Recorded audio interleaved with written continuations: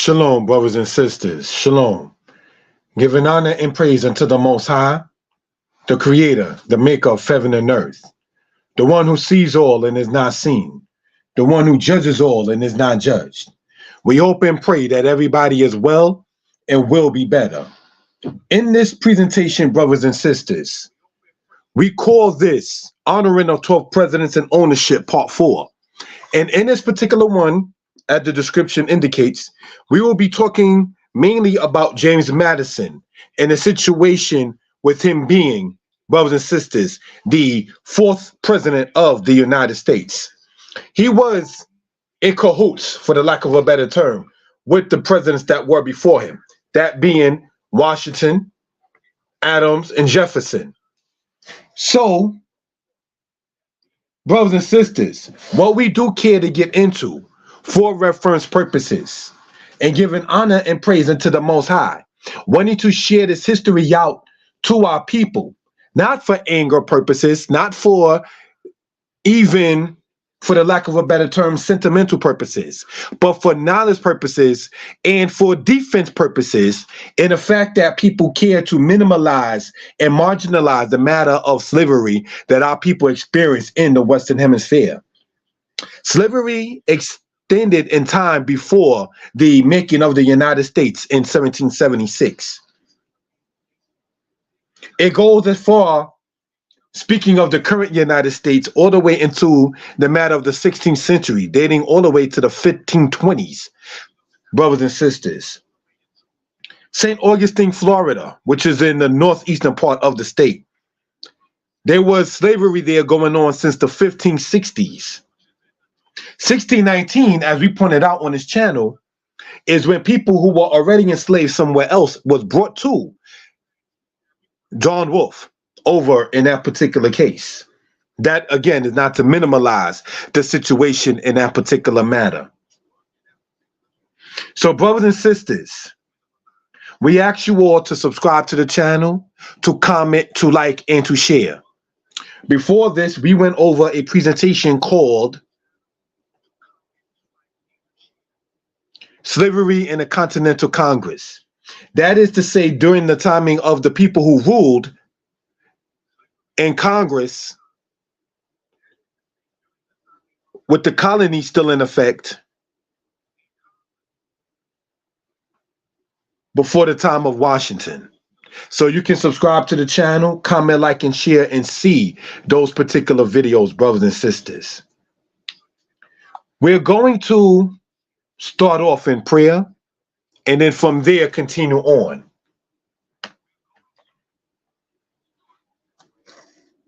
Most High, King of all forefathers, the God of Abraham, Isaac, and Jacob, the true, the mighty, the living, and the only,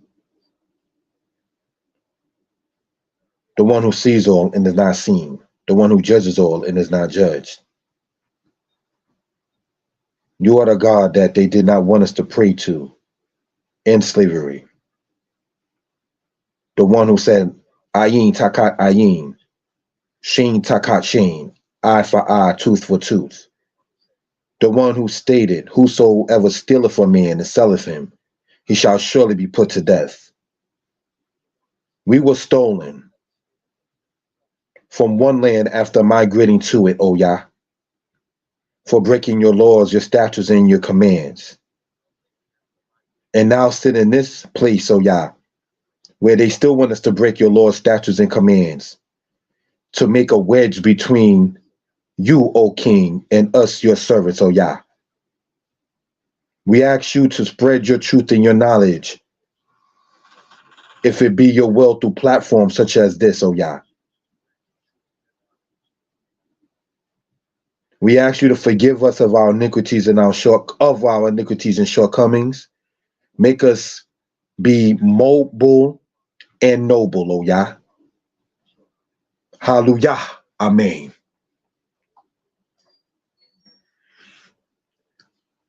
Brothers and sisters, I'm going to take down the matter of this here. And I'm going to, brothers and sisters, pull up the PowerPoint, brothers and sisters, for edification purposes, if we will. Sorry about that.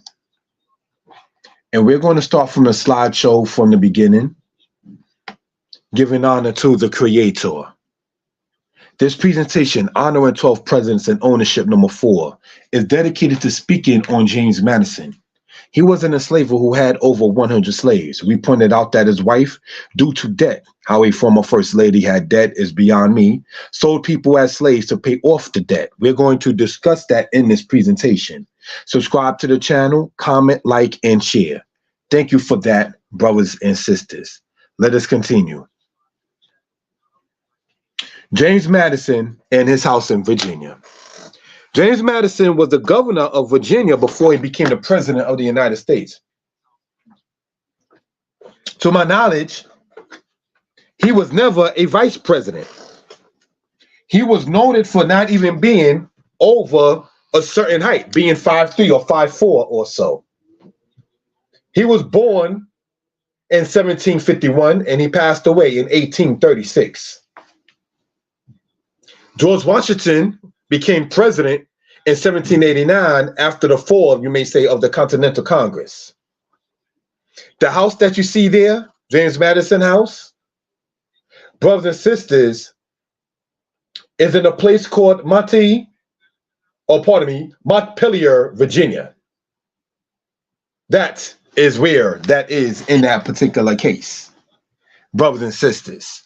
So we just want to point that out for reference purposes.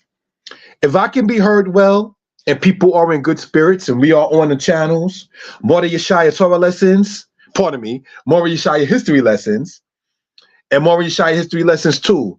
If I can be heard well and people are in good spirits, please type in the number 4. Thank you for that. Now, what you're seeing here is a part of the list of the slaves that James Madison had. $20 reward.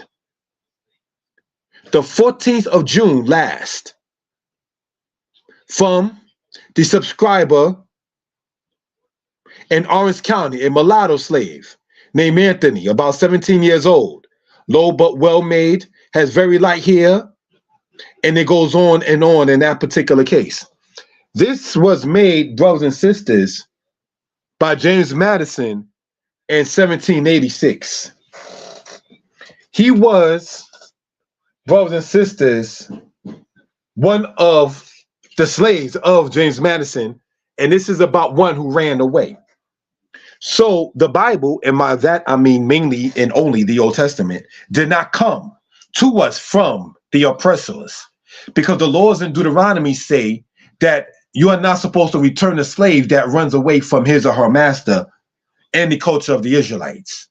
So Israelites in ancient world, according to the culture of Israel, will be referred to as slave harborers.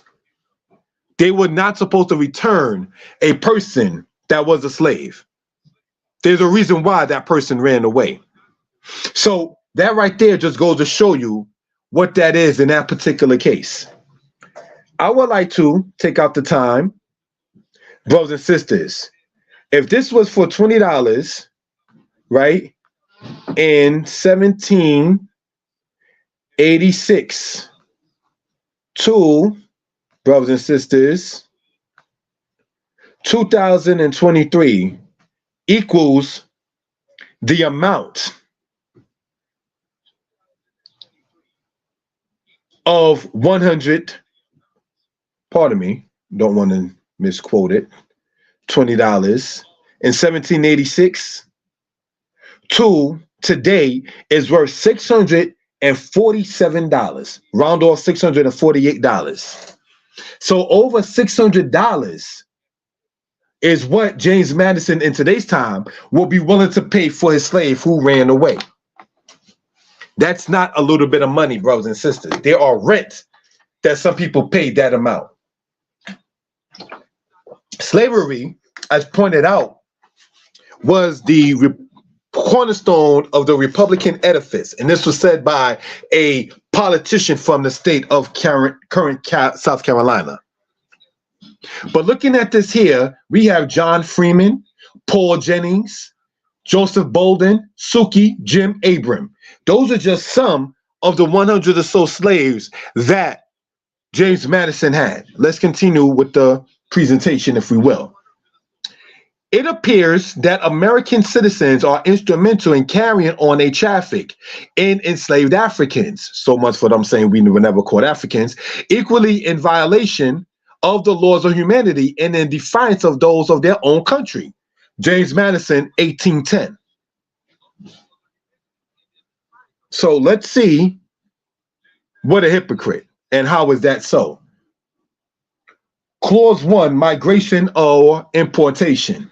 The migration or importation of such persons as any of the states now existing shall think proper to admit shall not be prohibited by the Congress prior to the year 1808, but a tax or duty may be imposed on such importation, not exceeding $10 for each person. So before 1808, let's just pick a date, 1806, right? So if we were to say, brothers and sisters, right, that $10, right, in 1806 to 2023 gives us the amount, right, of $252.29 in inflation matters. So over $250 will be the tax in today's terms of finance concerning the matter of the importation before 1808. Because in 1808, when Jefferson was the president, it was deemed illegal for the international slave trade. And that's what this is talking about in this particular case. So while James Madison was a slave master, he is on the other side saying after 1808 in the year 1810, that it appears that American citizens are instrumental in carrying on the traffic in enslaved Africans. So how then can anybody say, one, that we were not called Africans, which is still a byword? And how can anyone say that in the 1800s that the slave trade was not in action? We just want to point this out for reference purposes. All right, let's continue on, brothers and sisters, in this particular matter with the time allotted. Thank you all. It is agreed by the party subscribing, VIZT, meaning in other words, especially of James Madison and Benjamin G. Orr, that Plato, the slave of the said Orr, meaning Benjamin Orr, is to serve the said Madison for 5 years from this date, during which time the said Orr, nor any other person in his or any other right but his, the said Madison's, that's him and his wife and family, shall exercise any kind of rights, ownership, or control over the said Plato. Let's stop right there. Do we know what we're talking about right there? This was a trade of a slave from a person that was named Benjamin Orr. Now that's that gentleman that you see right there, brothers and sisters. I'm going to suggest that the gentleman that you see there is Jewish. Why do I assume that? It's because Benjamin is a Hebrew word, Benyamin, or is a Hebrew word meaning light. So his whole name could be transliterated and transformed or translated to Hebrew. We already know that when Jewish people came to the United States in great numbers, they came to what is the area known as New England. In Boston, Massachusetts, as in Lisbon, Portugal, as in Liverpool, England, is where many slave ships were built. We're going to get into that kind of information as time goes along, brothers and sisters.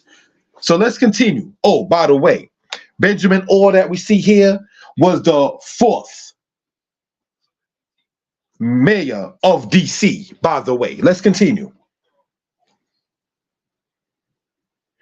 who is to be and remain for the term of years aforesaid in the service, subject to the orders and under the direction and every respect of the said Madison, as fully and completely as if he was his own slave and property during his natural life. So in other words, this person that was a slave named Plato was going to be and was sold by Benjamin Orr to James Madison. We don't want that kind of information to be just slided over, because we don't want our experience as a people to be minimalized in this society. In consideration whereof the said Madison is to pay to the said or to his order within 90 days of this date, $250. That's $250 in the, brothers and sisters, 19th century.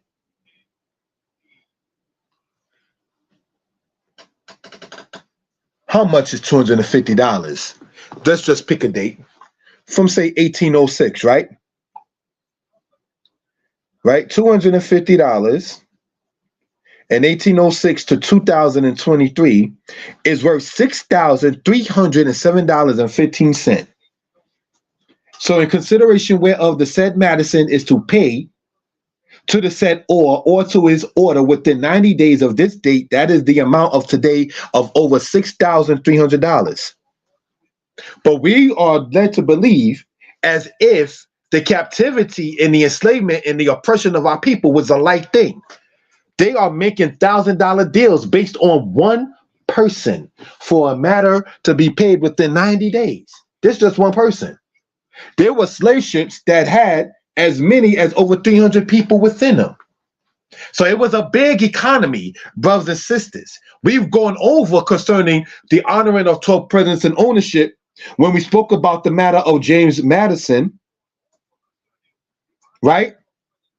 Pardon me, when we spoke about George Washington, about him trading people back and forth in the 1760s before the United States existed between the West Indies and Virginia. Let's continue, brothers and sisters, for reference purposes. Back to Dolly. She sold Suki, a slave, and her children. Dolly Madison's son, John Payne Todd, acquired some of her slaves. John Payne Todd was Dolly Madison's son before her marriage to James Madison. Let's continue. Dolly Madison's estates sold to Henry Moncur, pardon me if I mispronounced the name, in 1844. Brothers and sisters, as we pointed out, right? James Madison, he passed away, pardon me, brothers and sisters, in 1836. His wife, Dolly Madison, she lived until 1849. So being over 70, 80 years old, she was selling black women. When were they ever your friends? Let's jump to a certain extent. When black women began to follow white women, not trying to quote racism and so forth, liberty for us women, women's lib. Shahrazad Ali pointed out in her book, one of them being the black man's guide to understanding the black woman, the other one being the black woman's guide to understanding the black man. That when European or white women were talking about women's lib, she wasn't fighting for Shaniqua of today, like we did the currency between 1800 and something. She wasn't fighting for Shaniqua's grandmother of that day and time.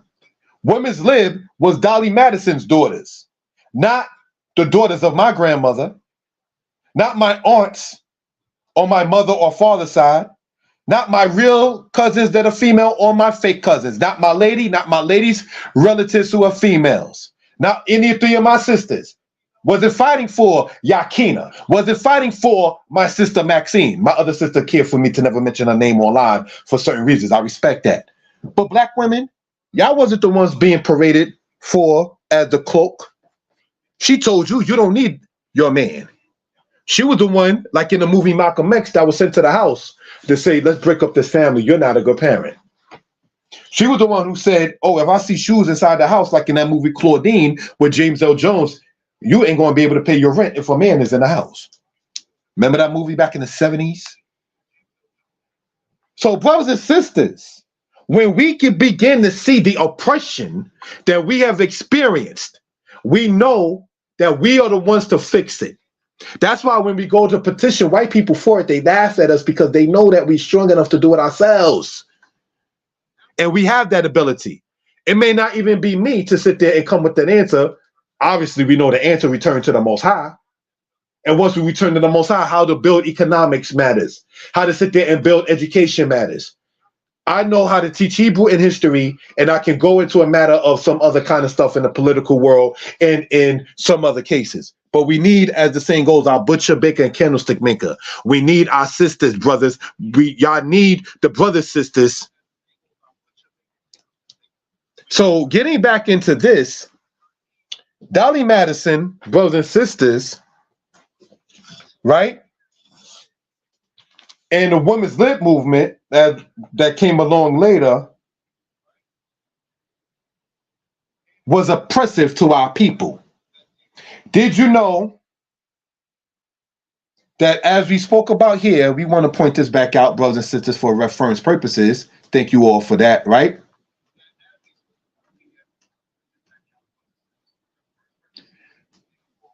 He had a slave that ran away. And we see Joseph Bolden bought his freedom, but his wife Milky remained a slave to Francis Scott King, the one who helped write the song, the Star Spangled Thing for the United States. Do you see how this all connects?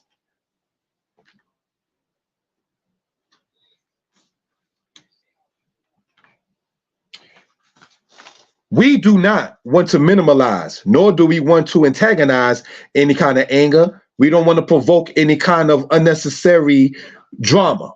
But brothers and sisters, what we do want to do is bring this out for edification purposes. All right, let's continue, if we will. John Armfield died in 1871. His uncle or so, Isaac Franklin, died in 1846. Let's see what these guys were about. John Armfield was a slave trader in Virginia who had offices of such in New Orleans. He, along with his nephew,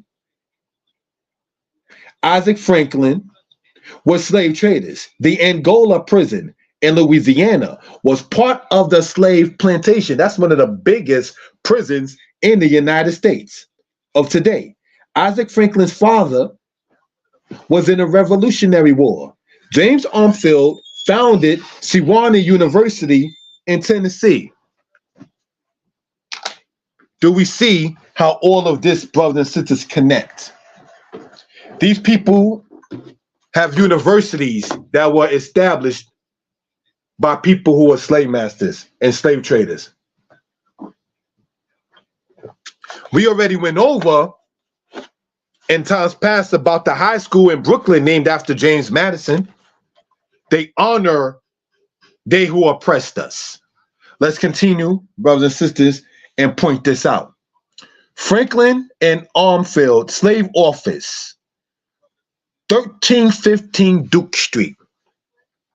Isaac Franklin and John Armfield leased this brick building with access to the weirs and docks in 1828 as a holding pen for enslaved people being shipped from Northern Virginia to Louisiana.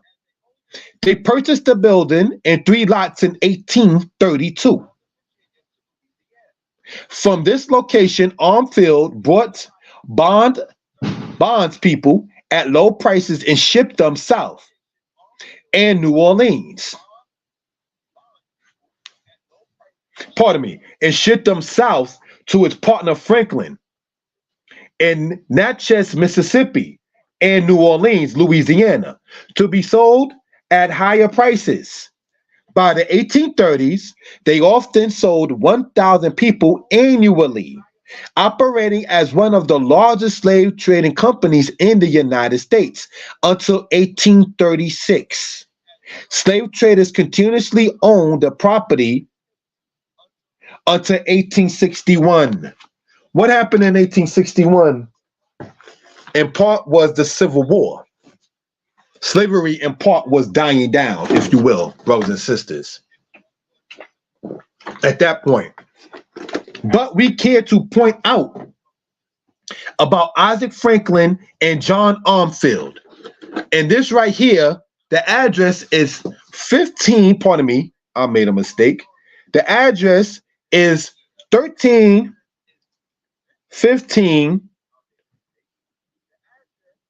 Duke Street.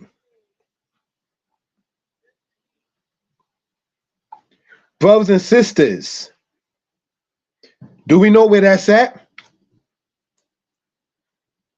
That's in Virginia. And we see this memorial being put right there. So you had, even after the matter of the international slave trade being deemed illegal and quote unquote piracy at that point, you had the domestic slave trade that was still going on, being shipped from one state to the next. Let's continue, because we care to point this out for edification purposes. Thank you for that. A freer of slaves and a person who enslaved. The gentleman, the black man that you see on the left-hand side, is a man named Samuel Burris.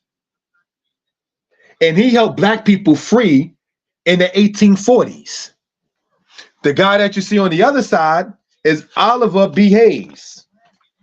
Brothers and sisters, Oliver B. Hayes was a slave master. For those who do know what it is in that particular case.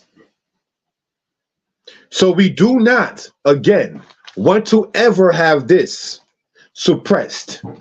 We do not, brothers and sisters, ever care to have this as if it did not matter and does not matter. We care to bring this out for our people's knowledge and to know the history in said matters. Again, the black man that you see there on the left side in the 1840s is a man named Samuel Burris. All right? Let's continue, brothers and sisters. An interesting note about these guys. Subscribe to the channel, comment, like, and share. George Washington, and in the middle there's this guy, Thomas Jefferson. We went over that. And here you got John Jay that we spoke about earlier in the presentation called Slavery in the Continental Congress. All of them were slave masters. Washington has a state named after him. John Jay College, that's in New York. And Thomas Jefferson has a high school, among other things, named after him. They honor that in that particular case. I remember, and this again is not to sit there and cause anger. I remember when I was in Virginia one time, right? And the highway said Jefferson Davis Way. Jefferson Davis Way. Do you know who Jefferson Davis was? The president of the Confederacy. He has a highway named after him in Virginia. That's serious. Brothers and sisters, this is no disrespect to the brothers and sisters in Virginia. Much respect to the people who run the prayer line and everything else. I have very good friends in the state of Virginia. And I'll be the first to tell you that New York was a slave state until 1827. So it's not one state versus the other or so forth. Let's look at this and close out. Are we serious? Too serious. A baby shown, an elder shown. Do you see that, family? That baby is no older than 3 years old, shown with a bag and being made to pick cotton during slavery time. This is a baby. A baby. He doesn't know, say, right from wrong per se. All he knows is what he is told to do, being made and instructed in so, and what he see the elders doing.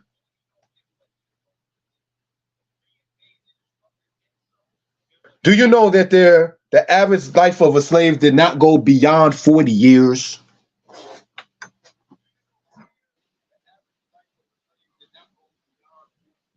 That's sad, brothers and sisters. But this presentation, brothers and sisters, is not to spread sadness. It's to spread knowledge concerning what we as a people have gone through and how strong we are and what we need to do to come back together as a people.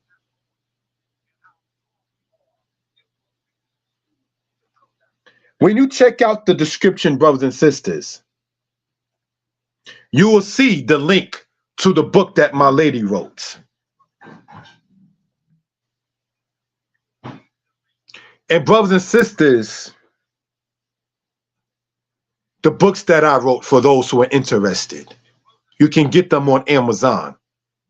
We can be reached. I'm going to put it inside of the chat.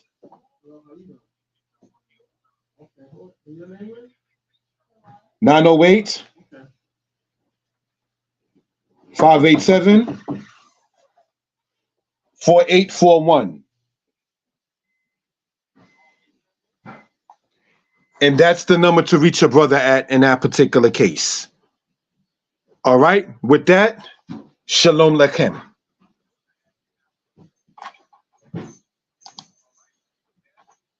Thank you for the time.